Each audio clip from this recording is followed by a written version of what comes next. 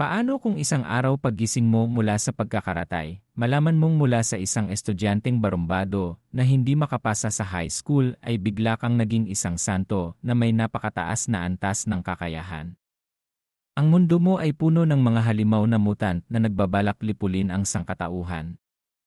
Kung ikaw lang ang may kakayahang pumatay sa kanila, ngunit kailangan mong isugal ang iyong buhay, pipiliin mo bang mamuhay ng payapa o maging isang superhero na nag-evolve? Ang kwento ay nagsisimula kay Jose, isang estudyante sa high school na laging bagsak sa paaralan at walang anumang kapansin-pansin. Kahit ang kakayahang ibinigay sa kanya ng Diyos ay ang pinakamasama. Gayunpaman, si Jose ay palaging namumuhay ng walang pag-aalala. Mayroon lamang siyang isang matinding pangarap, ang maging isang taong super at matagumpay na makapasa sa pagsusulit. Sa araw na iyon, napakaraming sumali sa pagsusulit sa pasukan sa akademya ng mga supertao. Sila ang mga mahuhusay na estudyante na nakapasa sa pagsusulit sa pagsulat. Ngayon ay dumalo sila upang lumahok sa susunod na round, ang pagsusuri sa antas ng talento. Sa madaling salita, ang super talent sa mundong ito ay nahahati sa 5 antas: puti, bughaw, lila, pula, at itim.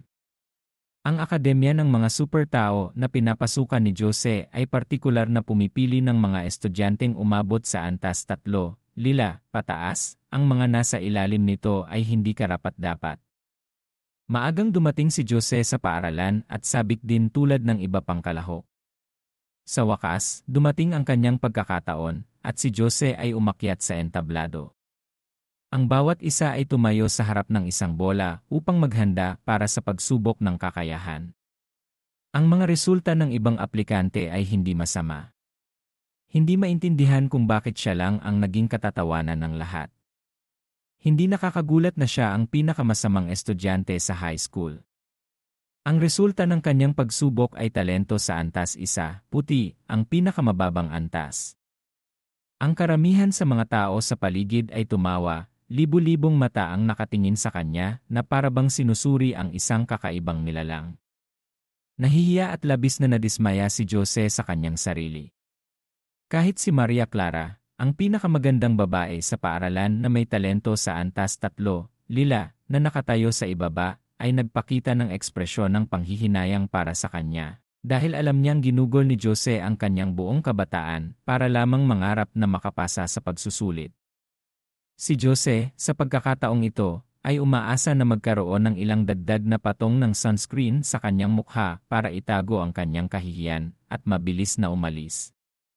Nakasakay sa kanyang motorsiklo, binilisan niya ang takbo. Kahit na mayroon siyang talento, anong gagawin niya sa ganitong uri ng talento na hindi gusto ng langit at lupa? Paano siya haharap sa mga uri ng halimaw na mutant na kayang gibain ang isang buong gusali sa isang iglap? Hindi matanggap ni Jose ang kanyang kapalaran, humaharurot sa kalsada tulad ng isang tunay na racing boy. Bigla, nakita niya ang isang serye ng mga bulalakaw sa kalangitan. Bahagyang gumaan ang kanyang pakiramdam. Napangiti si Jose. Tumakbo siya sa bilis na parang sinasamba, at sinubukan niyang panatagin ang kanyang sarili sa pag-iisip na marahil ay naghihintay ang mga ito sa kanya nang biglang isang nagniningning na bulalakaw ang bumagsak sa harap niya. Ang napakalaking banggaan na iyon ay nag-iwan ng napakalaking hukay sa lupa. Dahil dito, direktang nawalan ng malay si Jose. Sa kanyang panaginip, narinig niya na parabang may isang anunsyo mula sa isang misteryosong sistema. Ang nakatagong supertalent ay may kasamang swerte. Kasunod nito, isang figura ng isang babae ang lumitaw at nawala. Sa kanyang panaginip, ang kanyang buong katawan ay kasinggaan ng isang manika at naging napakaliit sa mga kamay ng babaeng iyon. Ang diyosa na ito ay ang bulalakaw na nagdulot ng aksidente sa kanya. Matapos ang isang inspeksyon, naramdaman niyang ang taong ito ay medyo kawili-wili, ngunit sa kasamaang palad ay hindi mataas ang kanyang antas. Ngumiti ang diyosa na si Mama at ginamit ang kanyang kapangyarihan upang bigyan si Jose ng isang malaking regalo, ang talent level 4 pula. Sa katotohanan, ang lahat ay nangyari lamang sa isang panaginip. Sa labas, si Jose ay nanatiling walang malay matapos ang aksidente. Dinala siya sa ospital at ang kanyang buong katawan ay puno ng mga sugat. Ayon sa sinabi ng doktor na si Reyes, hindi masama ang kanyang kalagayan. Ang ulo lang niya ang tumama ng malakas na naging sanhi ng matinding pagkawala ng malay. Sa mga sumunod na araw, nanatiling nakahiga si Jose sa kama, humihinga sa oxygen tulad ng isang manok. Ang kanyang mga kaibigan sa klase ay patuloy na pumunta sa kanyang silid sa ospital upang kumustahin siya. Hindi sinasadyang nakita ng lalaking may blonde na buhok sa mesa ang isang palumpon ng mga bulaklak na may kasamang liham na tumatanggap sa pag-ibig ni Maria Clara sa kanya, at nagalit siya at pinunit ito. Lumipas ang isang taon. Isang gabi. Na walang buwan at walang bituin, isang halimaw na mukhang mutant na ipis ang lumabas mula sa alkantarilya. Sa lahat ng mga channel sa telebisyon, kumalat ang balita tungkol sa hitsura ng nakapangingilabot na nilalang na ito sa napakabilis na bilis. Ang ospital kung saan nakahiga si Jose ay nasa timog na suburb din ng lungsod ng Luzon City na naging puno ng kaguluhan dahil sa mga taong nagsisiksikan at nagtatakbuhan.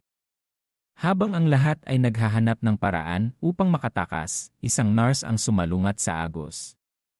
Ang kanyang pagkahabag at etika sa propesyon ay hindi nagpapahintulot sa kanya na iwanan si Jose na walang malay. Nagmamadali siyang tumakbo sa hallway at binuksan ang pinto, at nagmadaling lumapit sa kama nang bigla niyang maramdaman na may isang bagay sa likod niya na papalapit sa kanya.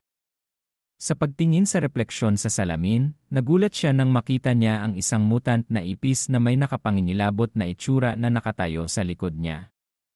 Ang mga paa nitong puno ng mga tinik ay mahigpit na humahawak sa kanyang mga balikat, at ang dila nitong puno ng laway ay dahan-dahang dumaloy sa kanyang maputi at mamula-mulang mukha.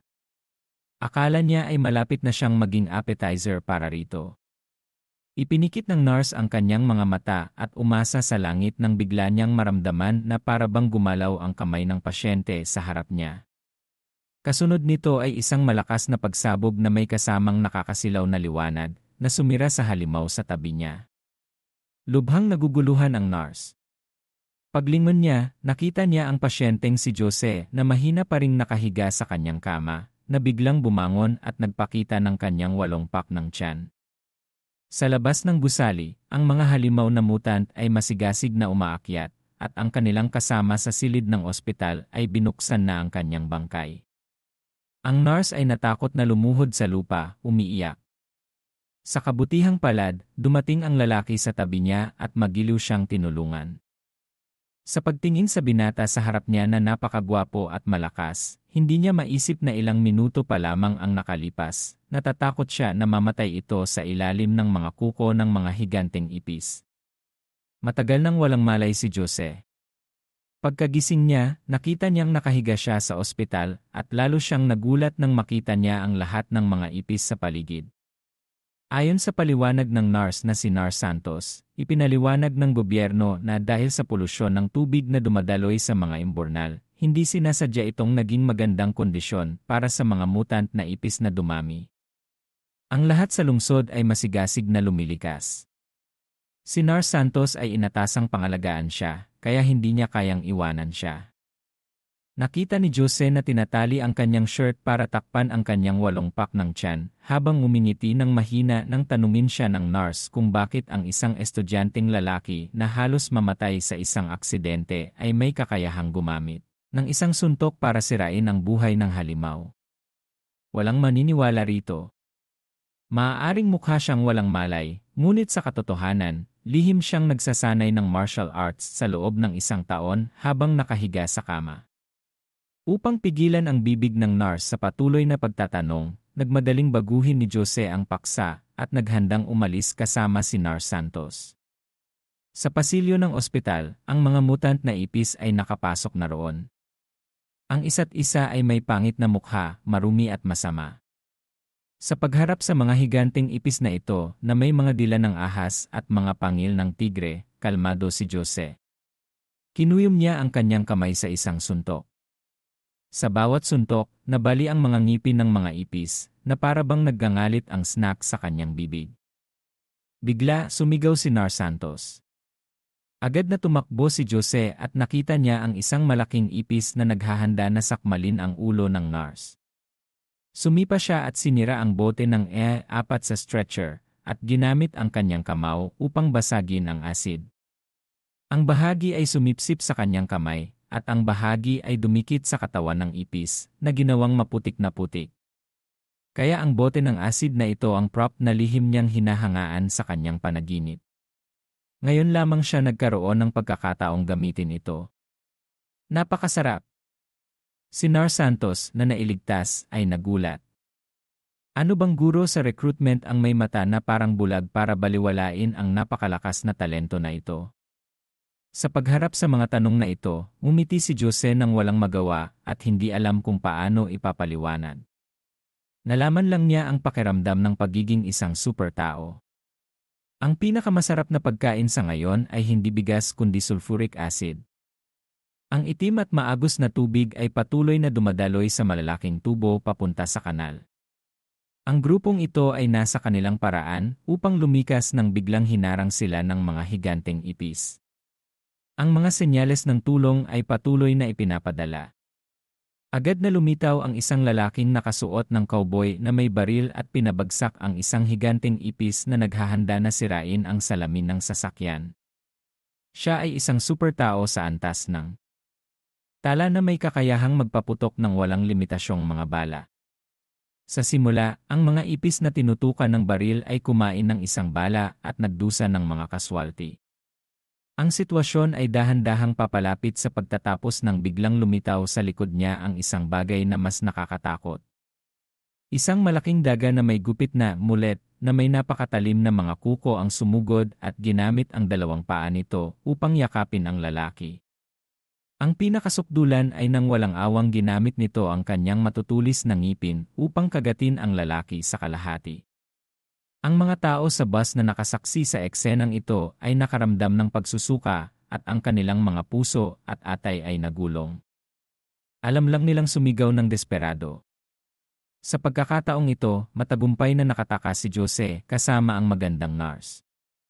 Pagkaalis sa bakuran ng ospital, nasaksihan ng dalawa ang pagguho ng tulay sa harap nila. Isang radyo na nahulog ng isang tao ang nagsimulang mag-broadcast ng balita tungkol sa paglitaw ng mga higanteng mutant na daga. Dahan-dahang pinulot ni Jose ang radyo. Hiniling niya sa taong nasa kabilang dulo ng linya na ipaalam sa kanya ang higit pang impormasyon tungkol sa mga daga. Pagkarinig ng pagpapakilala sa kanyang sarili bilang isang estudyante sa high school na hindi nakapasa sa entrance exam, sinumpa siya ng taong nasa kabilang dulo ng linya hanggang sa hindi niya magawang tapusin ang kanyang mga salita. Isang bata na may mabahong hininga ang nangahas na hamunin ang mga kakaibang hayop at agawin ang pader. Totoong katawa-tawa. Ang huling bus na puno ng mga doktor na lumilikas ay malapit nang itapon sa tulay ng isang higanteng daga. Masigasig na pinatalas ng daga ang mga ngipin nito, at ang mga nasa loob ay natakot hanggang sa halos lumabas ang kanilang mga puso.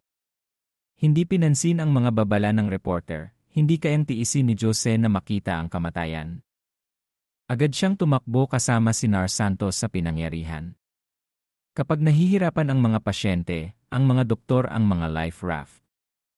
Kapag nasa panganib sila, ang isang taong katulad niya lamang ang kayang tumulong. Paano malalaman kung hindi susubukan? Muling ginamit ni Jose ang kanyang acid punch at sumugod upang suntukin ang bibig ng malaking daga. Kahit na ang mga karaniwang ipis na kasing laki ng daliri ng paa ay kasing taas na ng isang may sapat na gulang, ang mga daga ngayon ay mas malaki kaysa sa isang bahay. Kung gumamit lamang siya ng mga kuko nito para paluin siya, natatakot ako na wala na siyang ngipin para kumain ng lugaw ng daga. Ang mga daga ay napakabilis na mga hayop. Kung ayaw mong mamatay, hindi mo dapat hayaan silang hawakan ka. Sa pag-isip na ito, sinubukan muna ni Jose na ilayo ito sa bus. Ang daga ay may mainitin ang ulo at agad na hinabol siya. Sa bawat hakbang na ginagawa nito, ang lupa sa ibaba ay nag-iwan ng mga butas. Napagtanto ni Jose na may kaunting pagkakataon, kaya't nagbalik loob siya at ginamit ang kanyang thunder punch para suntukin ito at baliin ang mga ngipin nito. Bumagsak ang daga sa isang malalim na hukay, nakapikit ang mga mata na para bang walang malay. Gusto sanang bigyan ni Jose ang hayop ng huling suntok nang maalala niyang ang mga daga ay mahusay sa panlilinlang at nagpapanggap na patay. Nga pala, naghihintay lang ng pagkakataon ang daga. Nakita ni Jose na papalapit siya at agad na bumangon at sumugod para gamitin ang matutulis na ngipin nito para kagatin siya. Hindi maganda, nahulog siya sa bitad. Sa 36 na estratehiya, ang pagtakbo ang pinakamahusay na opsyon. Sa loob ng isang buwan ay nakahiga siya, kaya ang kanyang katawan ay naging manhid. Ang kanyang suntok ay talagang hindi sapat upang patayin ang kakaibang hayop na antas general. Kung gayon, dapat niyang ipakita sa kanila ang kanyang karunungan. Nang makita niya ang isang sasakyan na puno ng gasolina sa gilid ng kalsada, agad na nilampasan ni Jose ang mga hadlang at inakay ang daga sa tamang lugar. Naghihintay itong pumasok sa peligrosong sirkulo. Dahan-dahang kinuskos ni Jose ang lighter sa kanyang kamay. Isang nakabibinging pagsabog ang pumunit sa kalawakan. Ang daga ay nasunog na para bang si Son Wukong ay nahulog sa 8 trigram na pugon. Wala itong magawa kundi panoorin si Jose na matatag na nakatayo sa dagat ng apoy. Lumalabas na nagising na niya ang kakayahan ng symbiosis na maaaring humiram ng apoy upang madagdagan ang kanyang lakas. Sa huli, winakasan niya ang landas ng mga hayop gamit ang kanyang naglalagablab na suntok. Ang mga doktor na nakatayo sa isang tabi ay dilat ang mga mata sa takot. Hindi nila inaasahan na ang isang pasyenteng akala nilang malapit ng mamatay ay magkakaroon ng napakalakas na kapangyarihan sa edad na wala pang 20. Ang balita ng pagkawala ng kakaibang hayop na antas general sa isang iglap ay nagpagulat sa command post. Ang babae na may malalaking boobs ay gumagamit ng radyo upang makipag-ugnayan sa kanyang mga kasamahan sa paaralan. Siya ang pinakamagandang babae sa akademya, si Maria Clara. Wala silang alam tungkol sa pagkakakilanlan ng taong gumawa ng himala. Akala lang nila ay isang bayani ito mula sa ibang lugar o isang mutant na hindi pa nakarehistro sa system. Sa istasyon ng tulong, pagkatapos ng engkwentro, si Jose ay binabalutan ni Nar Santos at pinasalamatan siya. Sa harap ng gate ay may isang babae na may sobrang kahanga-hangang katawan na sumisigaw ng malakas. Siya ang ate ni Jose. Akala niyang walang malay pa ang kanyang kapatid, kaya gusto niyang pumasok para iligtas siya. Huhu, hindi pa nahahawakan ng kapatid kong lalaki ang kamay ng isang babae, ngunit kailangan na niyang mamatay. Pagkarinig ng kanyang pangalan, nanigas si Jose at tumingin. Ang kanyang ekspresyon ay sapat na upang maunawaan na ang isang taon ng pagtulog ay maaaring pansamantalang makalimutan ng isang tao na mayroon siyang isang ate. Sa muling pagkikita, agad na sumugod ang ate niya at niyakap siya, humahagulgol. Namumutla si Jose at hindi niya alam kung paano tutugon. Bigla niyang naalala na sa nakalipas na taon, sa kanyang pagkawala ng malay, ilang beses niyang narinig ang kanyang ate na nagkukwento tungkol sa pag-overtime para magkaroon ng sapat na pera para sa paggamot. Ang magandang ate niya ay gumugol ng maraming pagsisikap sa loob ng mahabang panahon. Sa pagbabalik sa kanyang mahal na tahanan, sa wakas ay nakahiga si Jose at umungol. Kinabukasan, pagkagising niya, nakita niya sa mesa ang isang bote ng gatas at isang mangkok ng pagkain. Nakaramdam si Jose ng pananabi. Ang pera ay nagpapahirap sa mga tao. Para bayaran ang mga gastusin sa ospital sa loob ng isang taon, ang ate niya ay kailangang kumuha ng 3 trabaho ng sabay na mukhang mas kaawa-awa kaysa sa isang pasyente na katulad niya. Nagsimula si Jose na mag-isip na kumita ng pera gamit ang kanyang sariling mga kamay para suportahan ang buhay ng kanyang ate. Habang nakaupo at kumakain, nakita niya sa IE ang balita na nag-aalok ang gobyerno ng 500,000 pesos sa sinumang makapagbibigay ng mga pahiwatig tungkol sa pinagmulan ng polusyon. Ang gantimpala para sa pagpatay sa isang maliit na ipis ay 3,000 pesos. At ang gantimpala para sa isang mutant na daga ay umabot sa 50,000. Halos lunukin ni Jose ang kanyang chopsticks. Ang gantimpala ng gobyerno ay hindi lamang sapat para bayaran ang kanyang mga utang, kundi maaari rin siyang lumipat sa isang bagong lugar at bumili ng mga mamahaling gamit sa makeup para sa kanyang ate. Ang pagtanggal ng pinsala para sa mga tao ay mayroon ding pera upang tustusan ang buhay. Hindi siya nakakita ng anumang pagkawala. Nagpasya si Jose na pumunta roon ng personal upang mag-imbestiga. Una, nagpasya siyang pumunta sa reward hall. Nang makita siya ng resepsyonista, masigasig siyang nagtanong. Hindi nagpaligoy-ligoy si Jose. Sinabi niyang pumunta siya rito dahil gusto niyang sumali sa koponan ng extermination ng ipis. Dinala siya ng resepsyonista sa isang training ground kung saan ipinapakita ng mga super tao na katulad niya ang kanilang mga kakayahan upang makita kung sino ang dapat sumali. Dahil suntok ang kanyang kakayahan, dinala siya sa harap ng isang manikin para subukan ang kanyang lakas. Pinagalaw ni Jose ang kanyang pulso at sinubukang buong lakas na suntukin ang robot na ibinubuhos ang lahat ng kanyang emosyon. Ang tunog na nagmumula sa suntok ay naririnig kahit sa malayo. Tumingin si Jose sa kumikislap na numero sa scoreboard at mumiti, pansamantalang tumanggap. Samantala, ang mga tao sa paligid ay nakadilat ang kanilang mga mata sa gulat. Ang resulta, 1,000 kilo, ay nagpabali na sa record ng mga tinatawag na trainees. Kinuha ng kaibigan ang voucher ng pamimili na kagagaling lang niyang natanggap sa kanyang kamay. Agad na ginunita ni Jose ang isang maluwalhating kinabukasan kasama ang kanyang ate. Sa harap ng quarantine zone, maraming mga tao ang lumahok. Dumating sila rito dahil naamoy nila ang matamis na pi at ang napakalaking gantimpala mula sa panig ng gobyerno. Tumingin sa paligid, lahat ay may mga espesyal na kakayahan na nagdulot sa isang batang lalaki tulad ni Jose na madama na siya ay napakaliit. Bata, mag-isa ka lang ba? Gusto mo bang sumali sa Red Hawk Hunting Association? Habang hindi alam kung saan pupunta, isang matabang lalaki ang lumapit sa kanya. Lumalabas na hindi pinapayagan ng gobyerno ang mga manlalaro na magsolo, kaya lahat sila ay narito upang humanap ng isang grupo para sa kanilang sarili. Ang matabang lalaki na si Lope, tila pinuno rin ng isang maliit na grupo. Ngunit nang banggitin na si Jose ay trainee pa lamang, hindi sila gaanong nagpakita ng interes. Bata, pinapayuhan ka ng mga kapatid na bumalik ka at magsanay pa. Pasensya na, hindi kami tumatanggap ng mga newbie. Dito, nagsimulang maintindihan ni Jose na ang kanyang antas ay masyadong mababa na walang grupo ang nangangailangan sa kanya. Kinamot niya ang kanyang ulo, hindi alam kung paano mapapataas ang kanyang antas upang maging karapat-dapat para sa pangangaso nang biglang narinig niyang tinawag ang kanyang pangalan. Buti na lang dumating ang life raft. Sila ang kanyang mga kaklase bago siya mawalan ng malay. Ang lahat sa kanila ay matagumpay na nakapasok sa akademya.